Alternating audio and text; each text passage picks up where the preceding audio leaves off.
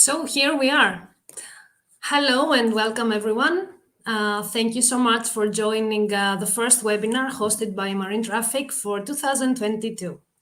Personally, I'm really happy that on International Women's Day, I'm here together with women leaders from different maritime sectors to discuss about technology and how technology can help make our industry more efficient and sustainable. So let me welcome and introduce today's panelists, starting with Ioanna Prokopiou, Managing Director at Prominence Maritime and Sea Traders, Elpi Petraki, Operations Chartering Manager at Enea Management and President of Vista Hellas, Oza Carnebro, Head of Harbour Master Office at the Board of Gothenburg, and of course, Danai Bezandakou, CEO at Navigator Shipping Consultants. And of course, a big thanks to all of you for joining today's session and looking forward to it. I'm Katerina Sofrona. I'm the head of customer success at Marine Traffic, and I will be your host for today's session. So before we start, feel free to use the chat function throughout the webinar. Mention where you're watching us from, and of course, if you do have any questions, please write them over there. We'll make sure that at the end of our discussion, we'll take the time to answer as many questions as possible. So, I think it's time to get it started. And our theme is technology, right? And it is a fact that technology takes over the world and inevitably the maritime sector as well. So, Ioanna, let me start with you and ask, how has digitalization affected your operations in your everyday work from the ship owner side of things? Thank you. Hi, everyone, and thank you for hosting this interesting panel, and thanks for having me. Now, when we talk about digitalization, I think what is very important to understand that shipping has been slow to embrace digitalization. And the main reason for this was that communication between head office and the ships used to be very, very difficult. And we've seen through the change in VSAT, which is the communication between ship and shore, and it has transformed this sort of communication with stable and faster and low-cost connectivity. So now we're in a great position that we can have a lot of information from the ship, almost live, we can say, with very little time delay, and with a small cost. So this is, let's say, we can call it the holy grail of our time. And this is what we see as digitalization in our sector. There are other elements, but this is the main, let's say, transformation that we've seen. And I think with that, we also see a lot of negative things, because when you have a lot of data, it's like having a lot of information that needs to be streamlined. You need to use only what is efficient and what is useful for you. So I think from the recipient's point of view, filtering out the correct information and consolidating it in a way that is useful and helpful is something that we are still struggling with. And I think our challenge and how this has affected our role is to see how we can use this information, the data that we get, into making more decisions that are better educated, let's say. Yeah, thank you very much, Ioanna, for that. And I would like to stay in the shipping company sector. So, LP, we heard Ioanna saying that, the shipping owners feel this most probably a kind of slow in, consolidating and adapting to all this data. So, what are your thoughts on that? And what is the role of technology in your work life? First of all, let me also thank you for this kind invitation. I'm so happy to be here today with all of you discussing this matter that is affecting us in positive, and of course there are some negatives because it is the way we try to adapt. To adapt in new technologies is not very fast and easy. However, to answer your question, I think the past 2 years, because there was a need, we've seen a dramatic adaptation and quick adaptation to new technologies and the usage of them. And Ioana mentioned, of course, this big change to the direct communication we have with the vessel now on almost real time and cheap. So information can go from one side to the other very fast and very accurately. This help us with platforms we have for technological matters on the vessel, for technical matters, and of course for operational. My job description, as you've seen, is operations and chartering. So a main change we've seen in the last years is knowing where the vessels are, and this is marine traffic's job. And it has played a very crucial role in chartering nowadays. So information is out there. I know where our competitors are. The others know where we are. So it is a totally different world for everybody.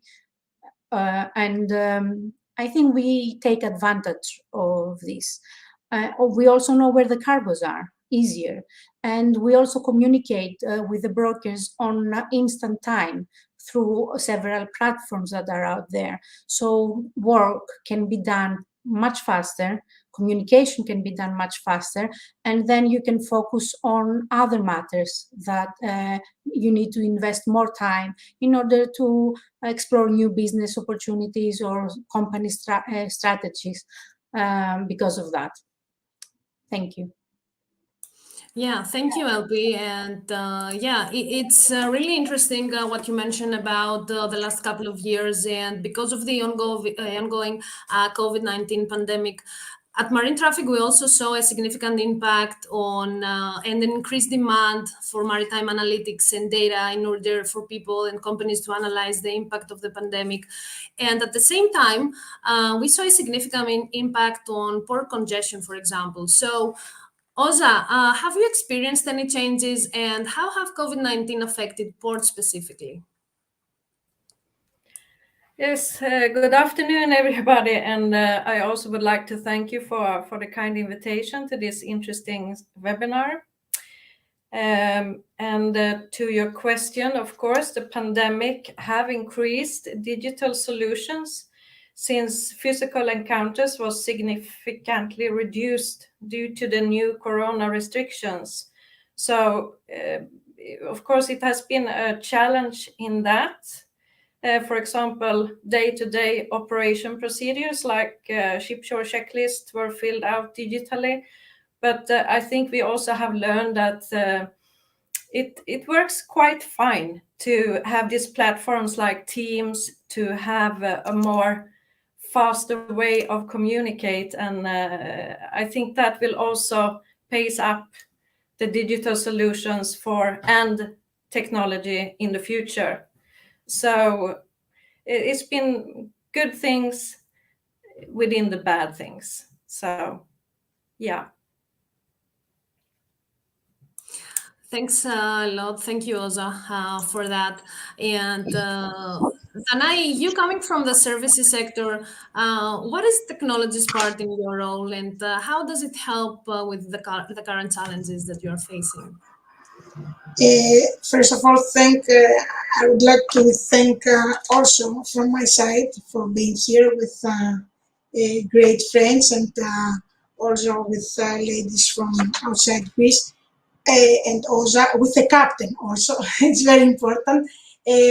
I would like to say that in the service providers, as service providers, digitalization has been better on the terms of the ship owning, as mentioned by Ioana and LP, but on the service providers, we still remain that we need to have the human contact. Of course, we're having, the emails. What I can say is that the last 2 years, we have better contact with our members all over the world because we're representing very big towing companies and ship agencies, and for any problem we have, we're connecting through platforms and teams every day. I mean, even if we have to speak about a simple invoice or a surcharge, we just see each other face to face, which was not happening. I mean, we were meeting our members and people from all over the world once or twice every 1 or 2 years. So this has made it better or when we have an emergency with a vessel, we may do an online even at 2 o'clock in the morning, which is much better than exchanging hundreds of emails until we find the solution. On the other side, let's not forget that Greek shipping owns around 5,000 vessels and is split to around 700 shipping companies. So it's not easy. We have not specific routes. We don't have specific routes, not specific trading. So we need to do tailor-made programs in order for the ship owner to earn money. And this is where we need more the human than the computers, because the algorithms will give the average, but will not give always the profit. But in general, I believe that digitalization and COVID has created some better days for all of us, but still we don't have free time. So I was waiting that after 2 years of COVID and digitalization, we could find some time, but still we don't have. So you, the great people of digitalization, you have to find a way how to save a little bit more time. Yeah, thank you, Danai, for that. And yeah, it is interesting that technology has helped us connect in a way, while at the same time we feel disconnected. But yeah, as you said, for the maritime sector as well, it does do its magic in a way. Thank you all for your answers to this question. Thank you, Danai. And yeah, it is really interesting hearing what's technology's role on all these different fields. And I would like to move on to our next subject. And Ioanna, I would like to start with you on this one. So maritime efficiency, sustainability, green shipping is a very hot topic nowadays. And I know that you have been personally investing a lot in that. So how do you think we can achieve more efficiency in maritime? And are there any alternatives apart from digitalization? Great question. What we're seeing nowadays is the urgent need for shipping to reduce emissions while also keeping the growth and running a profitable business. And in order to reduce emissions, what we need to do is, first of all, measure what is our carbon footprint and then reduce it. So I think technology is helping us this way by providing live data from the ships that we can see our speed, our consumption, how much we're burning, if the ship is fouled, if we need to clean it in order to have better performance, and which means pollute less. And then comes the part of complying with the regulations, which needs the verifying the emissions, etc. And I think that digitalization and general technology is essential in this part and this transition that shipping is at. And it is very important to find to search for an immediate environmental and financial impact today, and to be able to transition to cleaner fuels, etc. So unless we're able to accurately measure and see what we're doing, we won't be able to get to the reduction part. So at the moment, we are trying to accurately see what we're doing, how we're doing it, and which steps we can take towards reducing our impact. Yeah, thank you, Ioanna. And if I may ask, how are you trying to calculate those emissions? So are there any steps or any challenges that you're facing right now and you would like technology, to focus on? I'll tell you the steps we've taken. Basically, by putting unlimited internet on board the ships, we can get live feed almost instantaneous from the vessels, and we know at every moment how much we are. Before getting the data, we had to put the sensors as well on board so we can measure all of the machinery that interests us. Apart from the emissions, we also wanted to see temperatures and running hours, etc., to help with our preventative maintenance and to predictive maintenance as well, what is becoming due, what we should be focusing on. And then by having this data from the vessel, you know very well what is your emissions footprint. And this is the step we're at, monitoring our daily performance, see how we perform versus what we have agreed in our charter parties. And so it is, it's an endless, let's say, ocean of opportunity when it comes to this data. I think it's very important to see what is the most useful ones, how we better utilize them. And this is the challenge, and it's an ongoing challenge, because at the moment we are very, and all of us I think as human beings are very data rich. We have a lot of input from everywhere. So I think finding what to best do with information that you have is the trick, not how to get the information anymore. And yeah, this is where we're at the moment. Yeah, thanks a lot, Ioana, and yeah, really, really interesting. And I would like to say that except for the vessels themselves, also ports have a significant play on maritime efficiency and green shipping and all this stuff. So, Oza, what would your thoughts be on that? Yeah, I would like to agree with Ioana regarding the footprint. And as a port in Gothenburg, we are medium-sized port, but our port's goal in Hands of Environment is to reduce the CO2 emissions with up to 70% to 2030. It's only 8 years to there.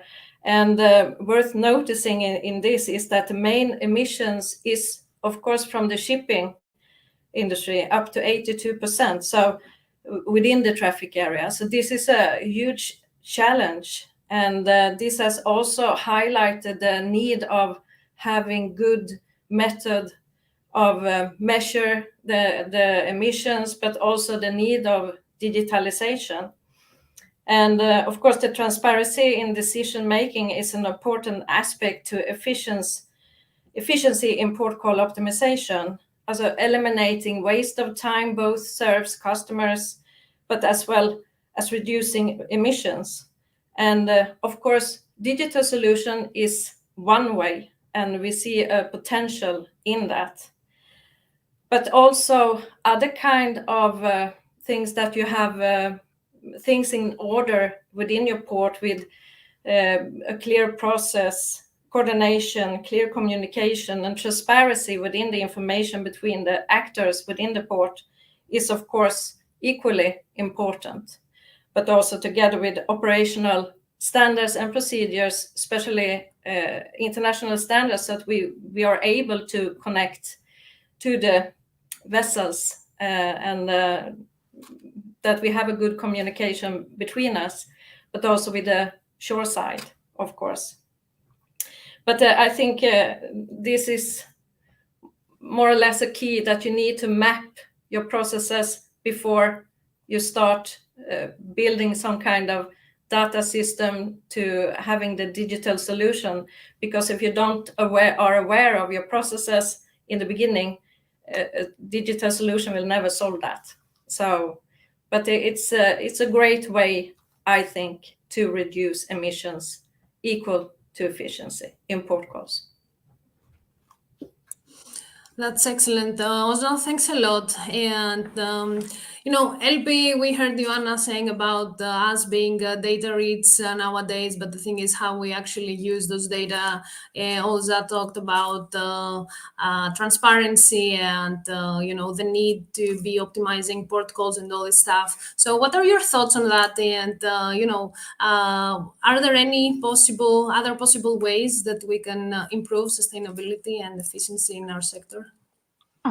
Since the two ladies spoke, one from the ship side, of the vessel side, and the other one from the port, it makes me think of one thing, and I think it's the key factor to allow us to have more efficiency, and it is partnerships and collaborations.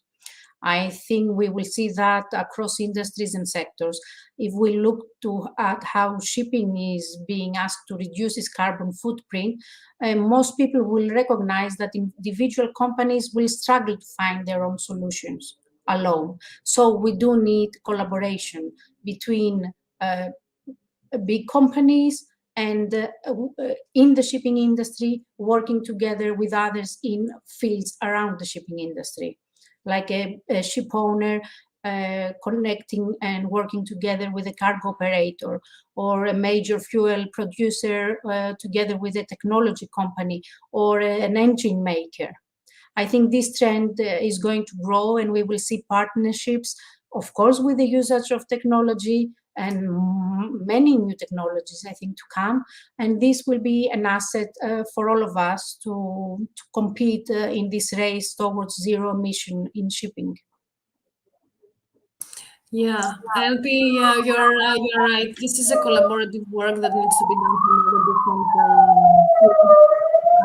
things. So then I think that would be a great pass over to you, coming from the services sector, and you know that you are trying to combine and collaborate with both ship owners and all the other parties. So yeah, I would love to hear your thoughts on that. Yes, I certainly believe. Okay, and I forgive LP for stealing it from me because we speak a lot lately. So I knew that she would say this, that and Liana knows it. This is why she's smiling. What I believe, that I believe that it's more than ever that all the stakeholders, we must sit in the same table, public or private, small or big. Slim or fat. Okay, I'm kidding. I'm just saying that it's very, very important, because we don't know what vessels will be built in order to, to stay alive and kicking for the next 20, 30 years. Discussions and discussions and discussions about the fuels, because it's very critical. But I am in shipping, my family is in shipping around 52 years, although my father and my mother do not want to say how many years, but I am 21 years, and since I entered shipping, we're continuously hearing about new regulations like ECDIS, ISPS, the ballast water scrubbers, and a lot of discussions. But it's the climate change that is the big challenge now. Is very serious and has to be considered with a big brainstorming. I mean, there is not a human versus people versus people. It's people versus their existence in one earth. We don't have a second plan, a plan B. And another thing that we did not say, and I believe that it's very important, is the upskilling and the reskilling and the training of our people. I mean, it's it's great to be digitalized, but let's not forget that we are around 8 billion all over the world, and we will be more than 10 in a few years. And I am very, I don't feel so great when I'm hearing that people are paid to sit, not to work. I mean, we must find also let's say the point of contact between digitalization and the human element.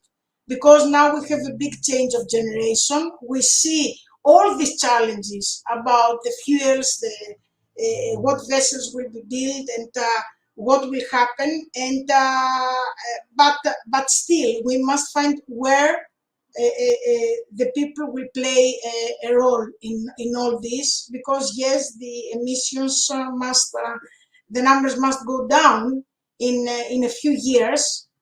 But it will only happen if the people are convinced that the numbers must go down. And this is something that we have left aside a lot. And with COVID, this has been not so much into the agenda. So I believe that it's very important also to work on it. Great. Then I thank you for that. And from what I get, it's an official call out to all the stakeholders to, to have a discussion and to find common ways to improve sustainability. And then I would like to continue with you on our next question. And speaking from my experience here at Marine Traffic, we lately see from our customers an increased need to rely on and invest in data in order to make more informed decisions and strategic planning. So would you like to walk us through the biggest challenges you're facing right now in your role, and how could technology contribute to addressing those challenges in the future? Okay, the challenge we're all, you see that I try also to keep some jokes in the discussion. The challenge we're having right now is that everybody loves shipping because it's the only sector that did not stop working even a day. So many young people want to enter shipping, and some of the questions are for this. They want to enter shipping because it's a sector that did not stop working even for a minute. But a big challenge is the cybersecurity and how to protect our data, and especially in the level of the small and medium companies. We have not been trained on how to do it. There are not so many companies that they are, let's say, focusing on the small and medium, and I don't know what's going on. I don't know. I mean, I don't have specific numbers for other countries, but in Greece, the small and medium entrepreneurship is 97%, and I think that more than 85% of the ship owners are owning 1 to 7 vessels. So this is very, very important to protect our data. There were some articles regarding cyber attacks to shipping lately. I was reading again, and this can cause a bigger mess in the already a difficult and challenging year that we will be having in 2021. So I also think, and I'm not saying this because we're doing everything great and you have to do this, but it's also for the digitalization companies. You must also, let's say, sit together and see who is doing what. If you ask me, from my small experience with companies in technology, is that there is too many companies doing too many things in technology because we don't know who will do what at the end. And technology, it's a big, let's say, how can I say? It's like an octopus. When one feet is cut, another one is taking over. So I think that we need, and I'm speaking on behalf of the service providers and the small and medium companies, that these challenges are big, the cybersecurity and how we will be trained to protect our data and to understand how we can cooperate with companies like yours. Not only marine traffic, I mean companies that they have to do with digitalization. Yeah, that's really interesting. Thank you, Danai. And yeah, cybersecurity is a really hot topic nowadays, and I do get the challenge of yours, and of course that technology companies need to take measures and help you, and I mean all the stakeholders be more efficient and confront this challenge. Thank you for that, Danai. Oza, how about you? What are the current challenges sports are facing? And do you see any help that digitalization can offer for the future? Yes, but I think one big challenge is we are standing in front of a new kind of infrastructure. It's not about dredging, it's not about buoys and other things, but it's digital infrastructure. And these data systems, of course, need to be financed and maintained in the port community. And on a port level, conditions to achieve this can differ in terms of the size of the port, ability, digital maturity, financial muscles. But it's also what you should be aware of is that this is not a cash cow. Just to bringing all the stakeholders together, you don't really see the benefits within money. You see the benefits in the environmental side and efficient side. So I think that could be a challenge. But also, as a port face, the difficulties to gather data from all stakeholders, the data owners in the port, as the Port Authority is not the data owner of all the data. You need to collaborate, as my previous speaker have spoken about, the collaboration and have a common goal within bringing us together and discuss what is the best thing to do within our port. So you need to really focus a little bit about the financial things, but the main focus is in the environmental footprint and efficiency. So I think that's actually a big challenge. But also to create conditions and opportunities for vessel and shipping lines to predict and plan for their port call is also a necessity for high quality, to reduce the emissions and efficiency. It's highly important to use this kind of systems within the future, I guess, to be able to save our planet. I think that's a challenge, yes. Yeah, and thank you for that, Oza. Yeah, it was pretty obvious from our previous discussion as well about green shipping and efficiency, and for ports, from what I get, is of an essential importance. Thank you for that, Oza. And LP, going back to you, what about your current challenges and any additional comments about the future, and how do you envision technology, helping you? Okay, I will try to make it a bit more general, and I mean, we've touched upon many things. So I think one of the biggest challenges that is to come will be the momentum. So shipping is global, and we are totally liable on global events, and events like the Ukrainian crisis, the coronavirus pandemic, Suez Canal being blocked. So there are so many large events that strengthen the momentum. And we see that developing a sustainable shipping industry needs a lot of work. So I hope and I believe that digitalization and technology will help by ensuring that the first steps will be made, and some of the sustainable goals will be easily achieved. And secondly, as I said previously, by allowing the collaborative nature of shipping to grow and our learnings to thrive for a more sustainable world, but also for sustainable financially businesses, because these two things have both to work. Thank you. Yeah, that was great. Thank you, LP. And Ioanna, any additional comments on what you heard previously?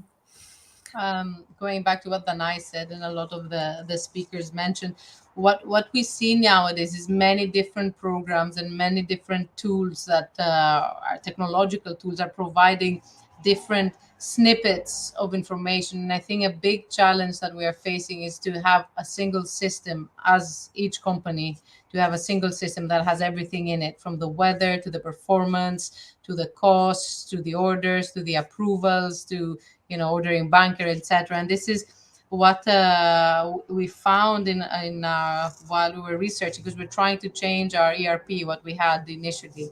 And while researching all of this, we couldn't find anything that was up to the task. So what we have ended up doing is partnering with people. As LP said, partnering is very important. We partner with people that we thought were capable and that we liked the chemistry and everything. And we have ended up developing our own that is, parts are already ready, but it's an ongoing, it's a work in progress, let's say. But I think the biggest challenge in every change, because we're talking a big change in our processes and how we've done things, and from the user's perspective, is the user engagement in anything new that you try to do, and in anything that you want to change, is the resistance that you're going to find mainly internally. And this is always has hindered change, and nobody likes big changes. So I think from a technological or digitalization point of view, this is going to be our biggest challenge going forward. And any program is as good as information you feed it. If there's garbage in, garbage comes out. So I think this is a big challenge that we're going to have going forward. Thank you, Ioana. And that's interesting because at Marine Traffic, yeah, we are a technological company, but of course we are using internally many other systems and tools. And I can say that from my personal point of view, yeah, we have been struggling with a couple of them. And you were really right when mentioning that, yeah, it depends on the data you put in there. So, and the resistance is something also that is happening. But I'm pretty optimistic that as we grow and mature, the more tech savvy we'll become, and those changes will become easier, at least for us to adapt. So thank you all. That was really insightful, and hearing representatives from different sectors aligning so well towards a more efficient future for our industry. And thank you for that. I think it's a good time to move on to our Q&A section, and thank you all for submitting your questions. So let me start with one, and I think I will open up this one to all of you ladies. So it's about something that I already mentioned previously, and it's about maritime cyber attacks. So the question says, how do you manage the increasing cases of maritime cyber attacks and cyber-related issues? So, Tanay, should we start with you? I think you were the first mentioning cyber attacks and stuff. Look, it's nobody knows how, shipping is so, the reason that I cannot reply is that shipping is so many things together. 90% of the worldwide trade. This is why when sometimes, I know that there are many young people that they're listening to us and they would like to run startups in shipping. And I wish that you could also do some seminars explaining to them that if they want to do a startup in shipping, they must stay in shipping. Because the problem in the technology in the startups is that the startups, maybe they're changing sectors from year to year, or from startup to startup. But in shipping, you must get to know shipping and to stay there. Of course, you can do startups. Selling the companies and open another one. And this is also, it has also to play a big role on the cyber security companies that they will protect shipping. They must be part of shipping. And because many people are, let's say, they are characterizing, I will not say accusing, but they're characterizing shipping as a closed family sector. No, it's that shipping trades 90% of the worldwide trading. If something changes in shipping, it must change to the 90% of the worldwide trading. So every decision has to be taken after very careful and very, how can I say, very well work solutions. It cannot be, okay, let's try it.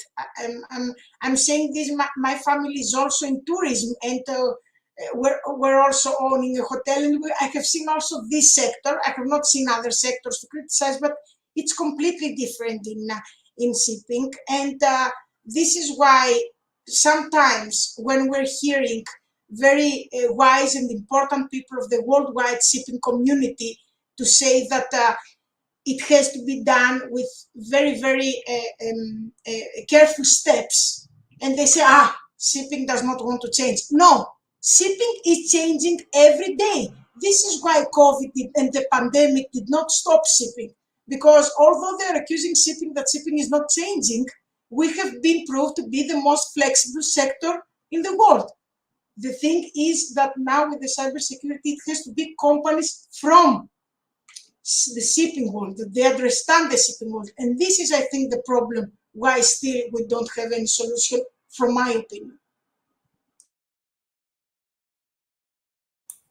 Thank you, Danai. Anyone else want to jump in this question?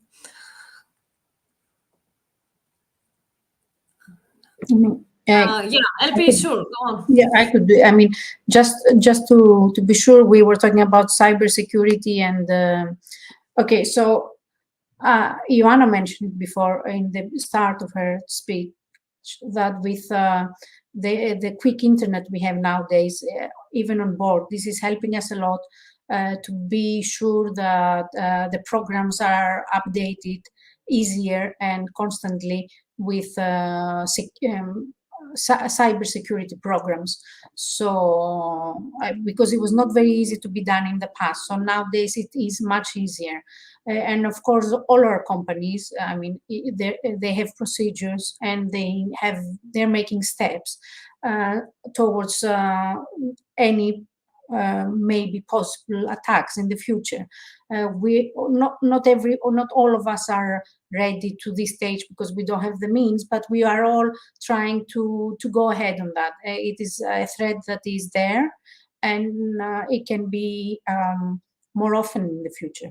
So yes, we're all preparing. We have in our systems procedures, and of course, much more are to come. And now I think then I also mentioned that there are companies that they were not into the shipping before about cybersecurity, and now they focus on shipping as well. And this is very valuable. But of course, there are too many. As Ioana said that before, there has to be one way of going forward, and or 1, 2, 3, but not hundreds. Thank you. Thank you, LP. Ioana, do you want to add anything, or shall we move on with Oza? Yeah. Oza, I think we do have a cybersecurity question for ports specifically. So I think it's addressed to you. And the question goes as this: how could ports deal with cybersecurity issues as well as issues of mistrust of the shipping industry towards providing data to ports? Yeah, it's a big question.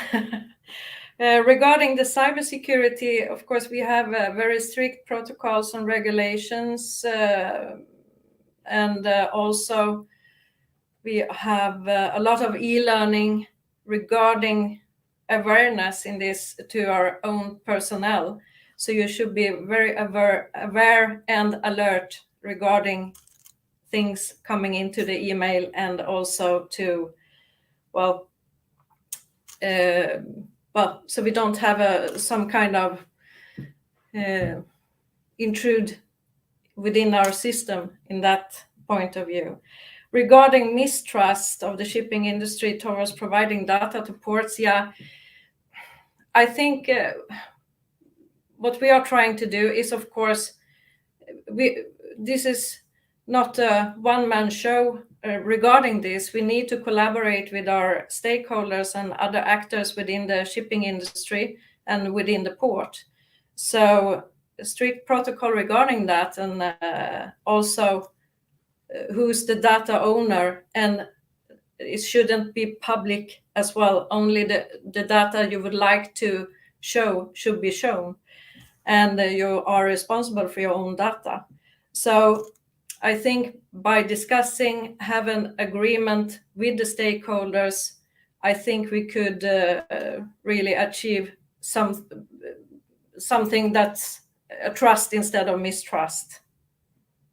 If that it's an answer of the question. Yeah, I think it is. Thank you, Oza. And moving on to our next question, I think it lies well with the discussion we had earlier about implementing ERP systems and other tools that can help you in your work life. So the question is, how close are we into full-size paperless? And what about the authentically process of the doc? Ioana, would you like to jump in on that? I think those two questions go hand in hand, paperless and blockchain as well. I think blockchain is a great invention that is giving great security in all the transactions that are going to be implemented using blockchain. Now, in terms of shipping, we need to find what is the practical implementation of this. And I think it is easier said than done in a way, because you have banks involved, you have traders, you have lots of different people that need to be part of this equation. So I think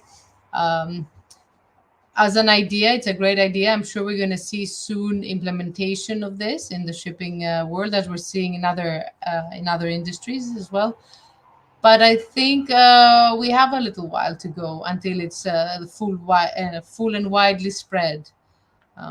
That's my view. And if you, I'm not an expert. I have to say also that I'm not an expert on blockchain, but from what I know, these are my thoughts. Yeah, thank you, Joanna, for that. Then how close It are cannot, we it to... cannot be full size paperless. Like I will be the non digitalized speaker. I know that I'm not non. Okay, I mean I don't like to go back to where we were printing all the messages because when I started in the city company of my parents, I remember that we were having the telexes and we had to give to all the offices with the stamps. So yes, no, I do not recall these years, but also, you know, as I will say, of course, I'm not at all, I don't know the blockchain, or only the discussions that we're all doing in order to see how the future will be created. But I think that it's really I'm the only one, the panel, that I really want sometimes to print some emails to understand what they're writing inside. I mean, it's great. Yes, everything is in here, and our diary. I mean, whatever we're doing every day, the emails, everything is being run from a mobile. I think that most of us were not even traveling anymore with laptops, just with the mobile. So yes, in terms of this, we have been very paperless, also shipping, but we still must find the way. I still come back and say that we still feel. I still feel that we have to protect a little bit some data, not to be paperless. I mean, to stay in paper. Let's put it like this, and not the charter parties and all these long contracts, but some agreements must stay between human people and papers. Although blockchain is a great challenge, that we will live with it. But I hope that the technology will not go back, as they say now, with the vessels, that we will go back to the vessels that we were using before hundreds of years. I mean, at the end, we still need a little bit of everything. This is what I believe. And yes, it's but not full paperless.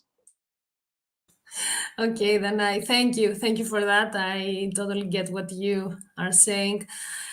Moving on to the next question, an interesting one, and I think that this most probably gets directed to Joanna and LP. So, are the new IMO regulations an enabler for shipping companies towards digitalization, as well as a more efficient, greener future?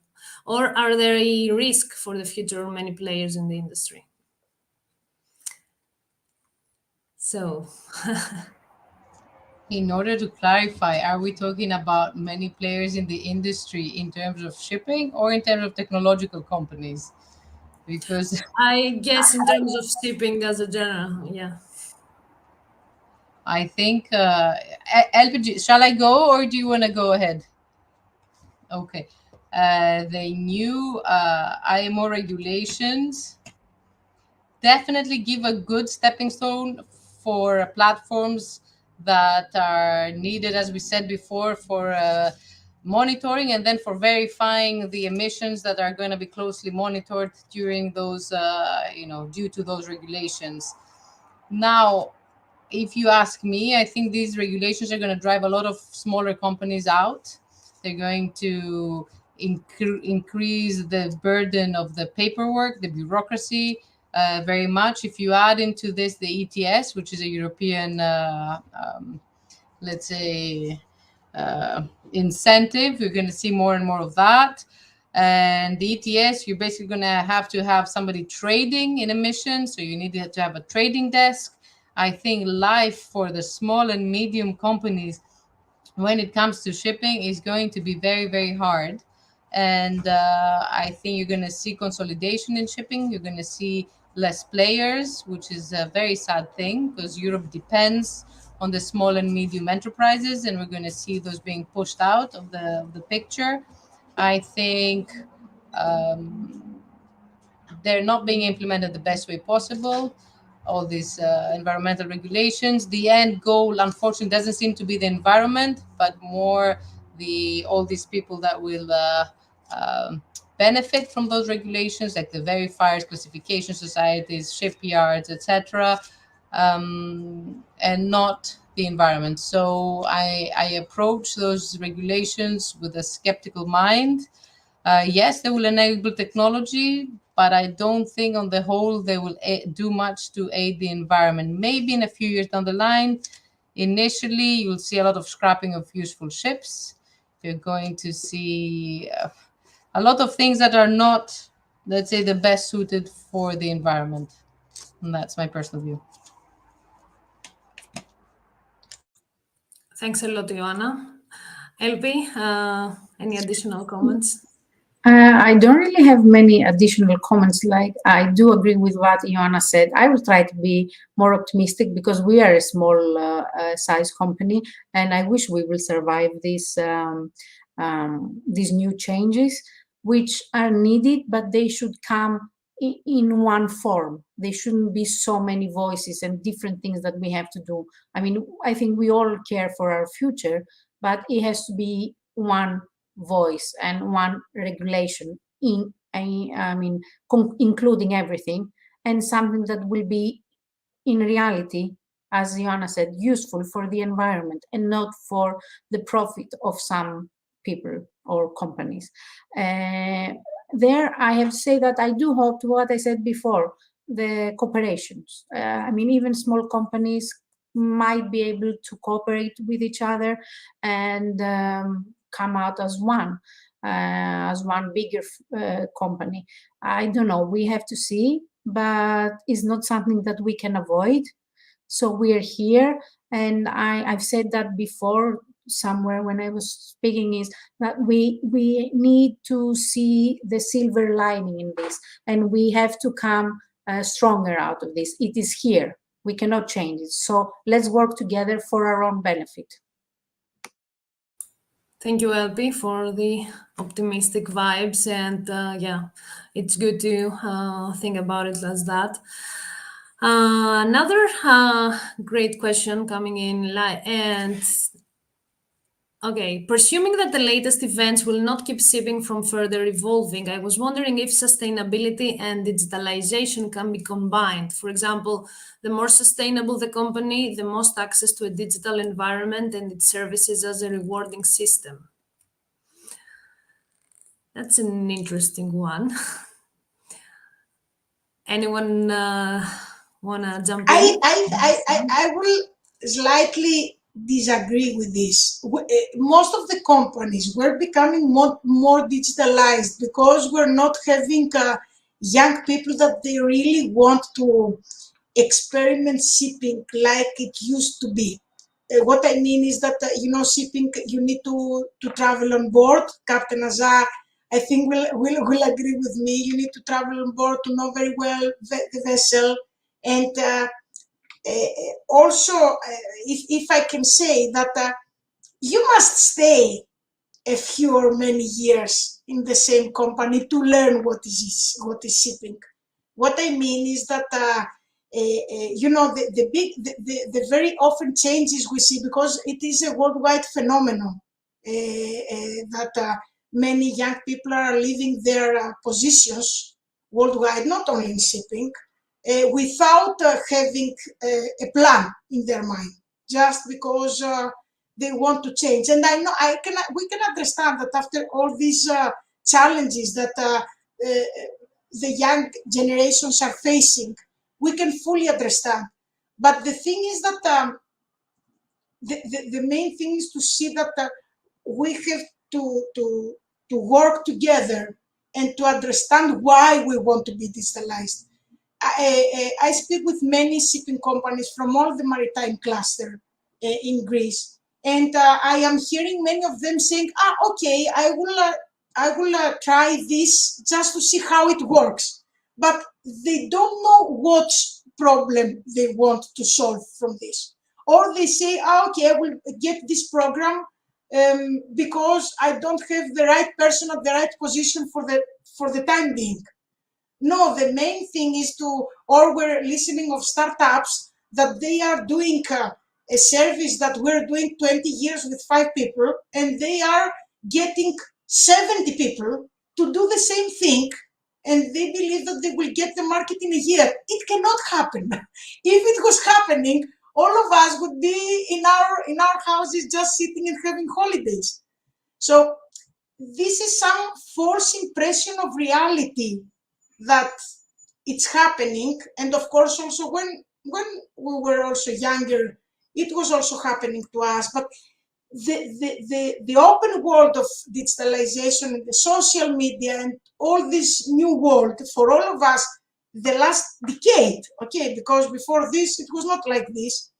It is giving a false impression of reality sometimes. And digitalization must solve problems, but not to bring it in a company just without knowing what problem you want to solve. And always to have the team, the people of the team that will work on it and will be specialized, not to replace them with digitalization. Thanks a lot, Donai. Thank you for that. Oza, the next question I think goes to you, and it goes as, when will we go back to a normal situation of port congestion, space, and rates for shipping? Yeah, that's a good question. I don't really have an answer in that question either, but because actually in Port of Gothenburg, we have had not a normal situation, but the port congestion has been under control, the space, and also, of course, the rates. It's up to the shipping owners maybe to speak more about, and I think it's better speaker than I within this webinar regarding that. But it's a interesting question, and also regarding considering the crisis that we have in the world at the moment, of course, will probably increase this. Maybe Joanna or Epi maybe could have a better answer on that question. Sorry. No worries, Oza. I think no one really knows what's gonna happen, right? And before we wrap it up, a nice question that, I think that you should all jump into that and really quickly, what would you advise younger generations who think about following your path, entering the maritime industry? Let's see some positive vibes here. That it's the best industry in the world. No day is the same. We all know each other. We never get tired of each other because we have to, no matter if we see each other every minute, we discuss completely different problems and solutions. And we need many people. I mean, we said before, 90% of the worldwide trading is happening through vessels. And I don't think that it's a better solution than the vessels to make the world go round. And another thing is that in Greece, we are having 3,000 companies in a radius of 40 kilometers. Is let's say the most of the companies in such a small world, let's say. So we need more and more people, and especially on board.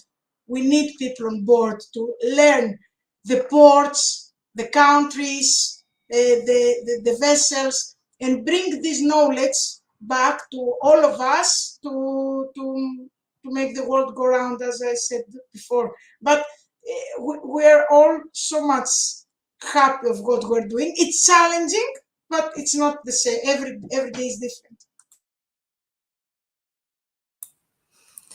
Any last thoughts on that? Challenging but great. LP, what do you think about it? I have to agree. It's international, so this alone makes it very interesting, and it is all year round, and any changes around the world are affecting our industry, as I said earlier. So I think Danai mentioned everything. Not every day is the same. Nothing is the same, but you have to be ready for a lot of work. It's interesting, but it has a lot of work and devotion. So if you are into it, do it. If you don't want and you want something more stable in your life, because this is also acceptable. Some people don't want the challenge all the time. And not only that, now that I'm thinking that there are a lot of jobs into the industry that are very stable. It's not that all jobs are ups and downs and running around our tails all the time. Some jobs in the industry are very stable, and you can go for them if you want. That's great. Thank you, LP. And thank you so much, everyone. This is how we nicely come to the end of our today's session. And first and foremost, a big thank you to our panelists for sharing their expertise, knowledge, experiences, and of course to all of you attending this live discussion. I hope you got value out of it as much as I personally did. The webinar has been recorded and will be circulated soon. So thank you all, and to all the ladies out there, happy International Women's Day. Bye. Bye-bye. Thank you. Bye. Thank you. Thanks for having us. Bye.